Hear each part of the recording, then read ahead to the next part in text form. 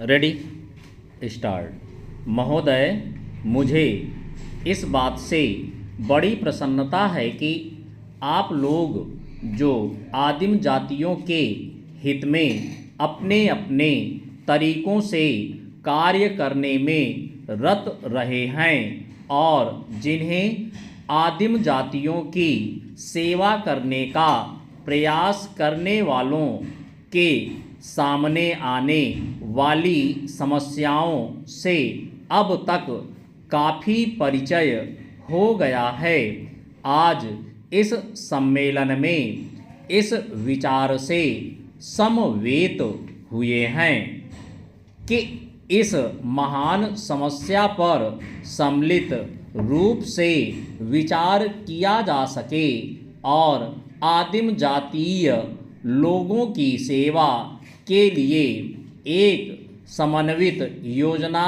बनाई जा सके। भारत के संविधान ने देश की सरकार का यह अनिवार्य कर्तव्य विहित कर दिया है कि वह इस समस्या पर विशिष्ट ध्यान दे।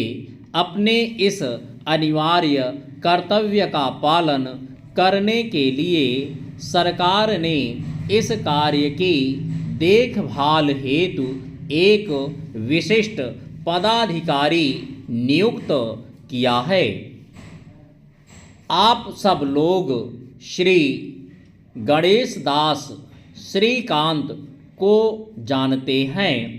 आदिम जातियों के हितार्थ कार्य करना उनके जीवन का उद्देश्य है और अब तक रहा है, किंतु यह समस्या इतनी उलझी हुई और जटिल है कि इसके लिए अनेक विचारवान व्यक्तियों के सहयोग की आवश्यकता है और इसलिए आज आप यहाँ एकत्रित हुए हैं, जिससे आप इस समस्या के स्वरूप को और अधिक स्पष्ट करने तथा इसको शीघ्र सुलझाने के लिए प्रभावी कार्यक्रम तैयार करने में अपना महत्वपूर्ण अंश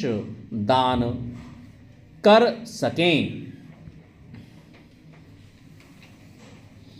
भारत में अनुसूचित आदिम जातियों के नाम से ज्ञात लोगों की जनसंख्या लगभग 2 करोड़ है। वे समस्त देश में फैले हुए हैं, किंतु उनकी जनसंख्या का बड़ा भाग बिहार, बम्बई, उड़ीसा, मध्य प्रदेश, पश्चिम बंगाल, मध्य भारत, मद्रास और राजस्थान के राज्यों में है। उनसे संबंधित अनेक समस्याएं हैं जिनका सहानुभूतिपूर्ण और समझबूझ से हल करना आवश्यक है। वे देश की अन्य जनसंख्या से बहुत बातों से भिन्न हैं। उदाहरणार्थ, उनकी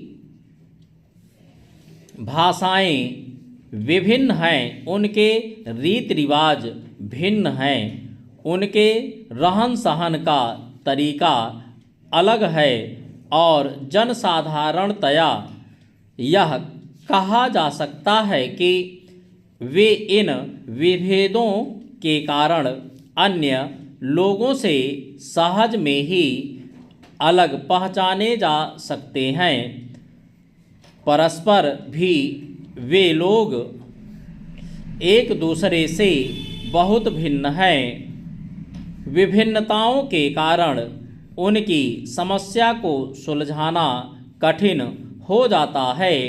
वे देश के अनेक भागों में जंगल भरे पहाड़ी क्षेत्रों में रहते हैं और इसलिए उन तक पहुंचना सरल बात नहीं है।